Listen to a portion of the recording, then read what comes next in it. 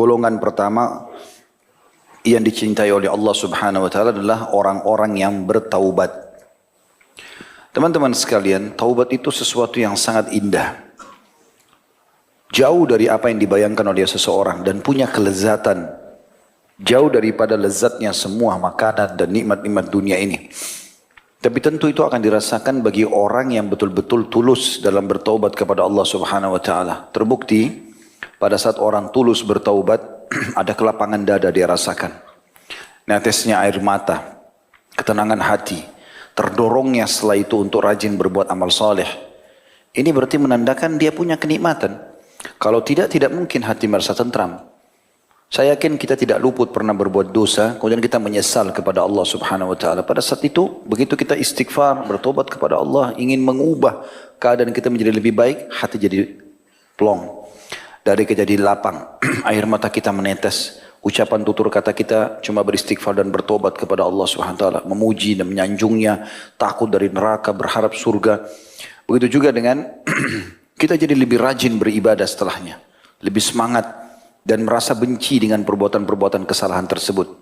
Itu hanya akan berubah kalau seseorang memang berusaha untuk mengubahnya. Misalnya dia kembali lagi membuka pintu-pintu kemaksiatan, syaitan berhasil lagi mengelabui dan menguasai dia, barulah perasaan itu hilang.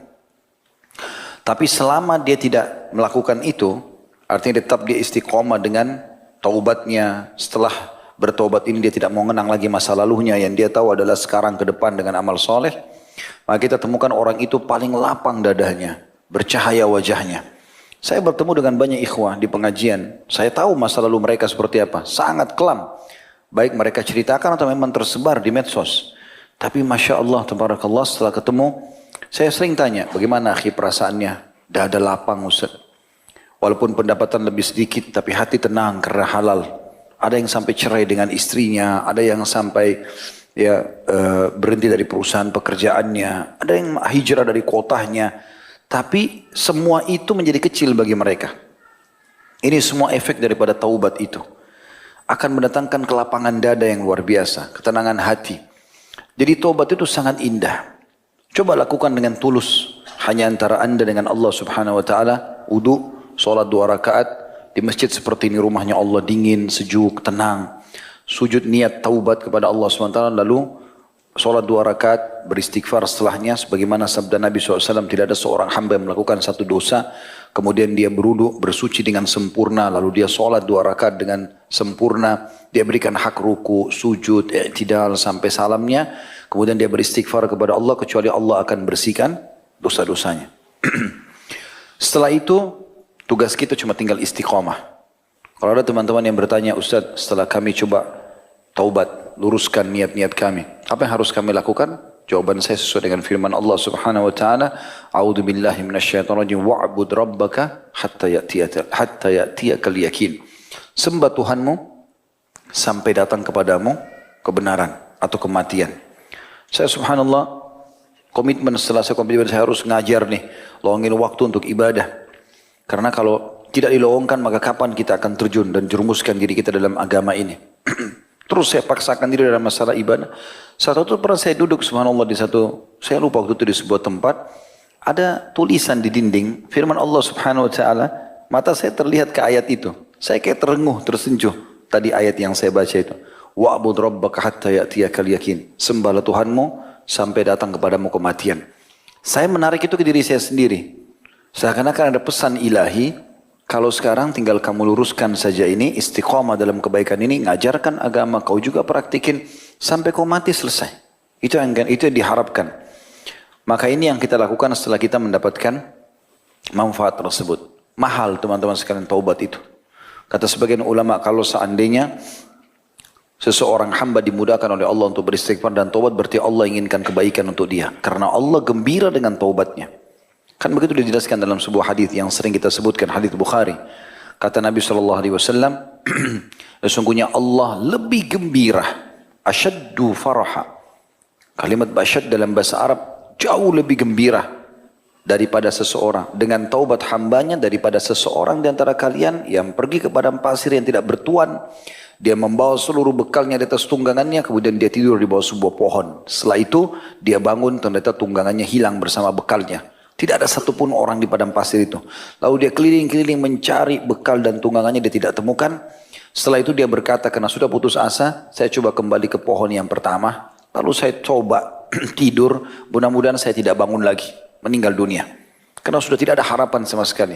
Maka pada saat dia terbangun dari tidurnya, tiba-tiba dia melihat di atas di depan matanya tunggangannya dan berikut bekal-bekalnya. Bagaimana gembiranya orang ini karena dia bisa melanjutkan kehidupan dia karena sudah ada tunggangan yang bisa menyelamatkan dia dan bekal makanan yang juga bisa memenuhi kebutuhannya. Allah lebih gembira dengan tobat hambanya daripada itu semua. Kita nggak mungkin luput dari dosa. Tapi sebaik-baik orang yang berbuat salah adalah yang bertaubat. Makanya Nabi SAW mengatakan semua anak Adam khata'. Kullu ibna Adam khata'un. Semua anak Adam pasti buat dosa, buat kesalahan. Wa khairu khata'ina tawwabun. Tapi sebaik-baik orang yang berbuat salah adalah orang yang bertaubat. Orang yang kembali ke jalan Allah Subhanahu wa taala. Tentu juga taubat artinya meninggalkan, tidak akan kembali lagi. Itu makna taubat, gitu kan? Kita usahakan agar semaksimal mungkin tidak kembali lagi. Tapi rahmat Allah luas.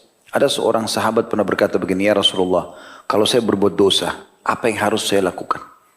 Kata Nabi SAW, taubat. Lalu dia bilang, kalau saya ulangi lagi. Satu waktu, entah kapan saya tergoda lagi. Kata Nabi SAW, taubatlah lagi. Kalau saya ulangi lagi ya Rasulullah. Satu waktu entah kapan saya buat lagi. Taubat. Terus Nabi ulangi SAW dengan jawaban taubat. Selama dia masih bertanya, kalau saya ulangi, kalau saya ulangi.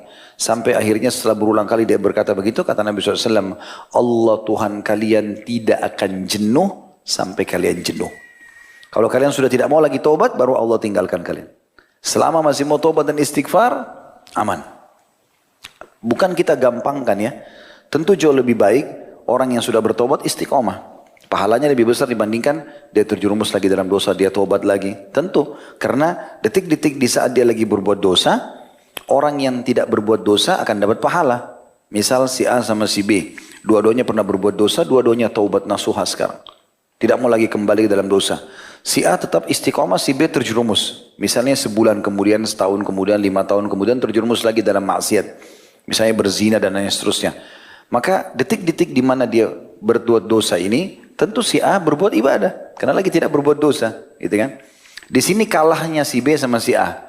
Walaupun nanti si B sebulan kemudian taubat dibersihkan dosanya. Bersih dosa. Tapi kosong dari pahala. Gitu kan?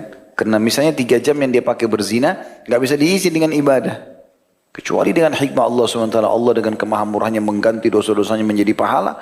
Memang ada jenis golongan orang seperti itu. Tapi tentu tidak semuanya. Oleh karena itu teman-teman sekalian, kalau ada godaan syaitan, toh gampang pintu taubat terbuka. Ya, tetapi kita perlu renungi 2 hal. Apakah kita bisa mencapai waktu kita bertobat itu? Misal orang buka pintu perzinahan malam ini, kemudian dia tanpa dia sadar, dia pikir gampang dia bisa tobat, ternyata malam itu juga dia meninggal. Jadi dia tidak sempat sampai di tobat itu. Yang kedua, kalaupun dia bisa diterima tobatnya, maka minimal detik-detik yang dia pakai maksiat tidak terisi amal soleh, dan itu tidak bisa diperbaiki sampai hari kiamat. Beruntunglah orang yang engah dengan masalah ini. Semoga Allah SWT memudahkan kita tentunya untuk istiqamah dan juga menjaga, ya, supaya kita tetap berada di agama Allah Subhanahu wa taala. Ingat teman-teman, jangan terpengaruh dengan mudahnya umur antum. Jangan terpengaruh dengan mulusnya kulit, ya. Kemudian belum terjangkaunya, belum tercapainya titel-titel dunia, baik itu titel akademika, baik itu prestasi harta kah, atau belum menikah. Semua ini mati tidak mengenal itu. Dia kalau datang dia akan menyambut semuanya orang yang saat ajalnya sudah datang. Waktu kita di dunia terbatas. Nikmati pada hal-hal yang dihalalkan saja, jauhi yang haram, sampai kita meninggal insya Allah kita akan mendapatkan apa yang sudah Allah janjikan. Di dunia orang-orang beriman itu bahagia, karena mereka makan, mereka minum, mereka menikah, mereka bekerja, silakan, Islam gak larang. Yang penting 5 huruf halal, jangan 5 huruf yang lain haram. Meninggal, surga yang luasnya seluas langit dan bumi sudah menunggu. Para bidadari-bidadara menunggu. Lalu kenapa kita gak menjadi orang baik? Gitu kan? Sementara kita bisa mengisi dengan kenikmatan dunia. Kecuali orang beriman tidak boleh makan, tidak boleh minum, kelaparan, susah. Mungkin ini enggak. Terbukti para nabi-nabi, orang-orang soleh semuanya diberikan rezeki oleh Allah SWT.